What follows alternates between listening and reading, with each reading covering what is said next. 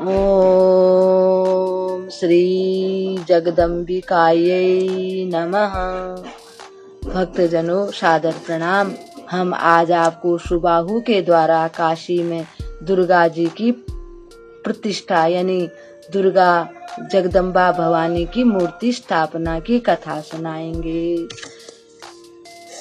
सर्वमंगल मांगल्ये शिवे सर्वार्थ साधिके शरण्ये त्र्यंबके गौरी नारायणी नमोस्तुते नारायणी नमोस्तुते।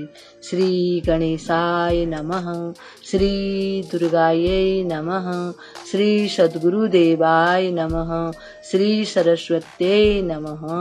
भक्तजनों, व्यास जी जन्मे जैसे कहते हैं, उस समय भगवती जगदम्बा के वचन सुनकर महाराज सुबाहु भक्ति भाव में डूबकर कहने लगे, एक और भूलोक और देवलोक का राज्य रख दिया जाए और एक और आपके पुण्य दर्शन, तो वह राज्य आपके दर्शनों की तुलना में कभी नहीं कर सकता, यानी तो उसकी तुलना नहीं हो सकती।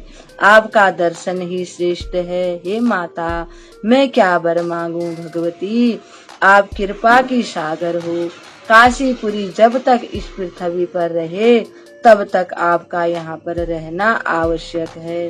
हे भवानी, आप तब तक यहाँ निवास करें, बस मुझे यही वर देने की कृपा करें।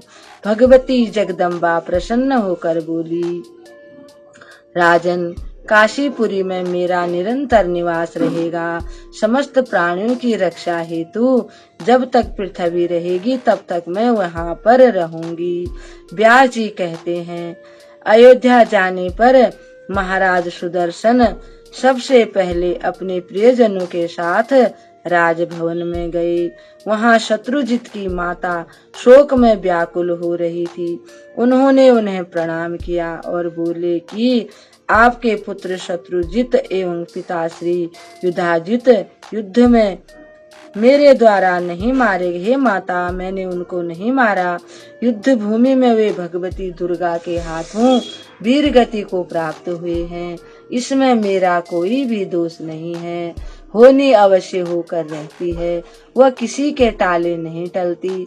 सुदर्शन के इस प्रकार कहने पर लीलावती यानी उनकी सौतेली माता अत्यधिक लज्जित हो गई। वह सुदर्शन से इस प्रकार बोली, पुत्र, मैं सबसे बड़ी अपराधीन हूँ। मुझे ऐसी दशा प्राप्त होने में मेरे पिता युधाजित ही कारण बने हैं। मेरे पिता का ही दोष है जो मैं अपने पिता के बहकावे में आ गई। लीलावती की यह बात सुनकर राजकुमार ने उनके चरणों में अपना सिर झुकाया। इसके बाद वे अपने भवन में गए, जहाँ पर पहले से ही माता मनोरमा आकर ठहरी हुई थी। इधर काशी में महाराज सुबाहु ने भगवती दुर्गा की एक श्रेष्ठ प्रतिमा बनवाकर मंदिर में भक्ति पूर्वक स्थापित कराई। सब लोग प्रेम और भक्ति में लीन होकर विधि पूर्वक भगवती दुर्गा भवानी की पूजा करने लगे और सबको दुर्गा भवानी ने आशीर्वाद दिया। सब लोग अत्यधिक प्रसन्न हो गए। महाराज सुबाहु नित्य निरंतर अब भगवानी जगदम्बा की आराधना में लग गई। भक्तजनों, इस कथा को हम अब यहीं पर विराम देते हैं। कल एक और कथा के साथ आपके सामने उपस्थित होंगे। तब तक के लिए हम आपको प्रणाम करते हैं। ओम श्री दुर्गायै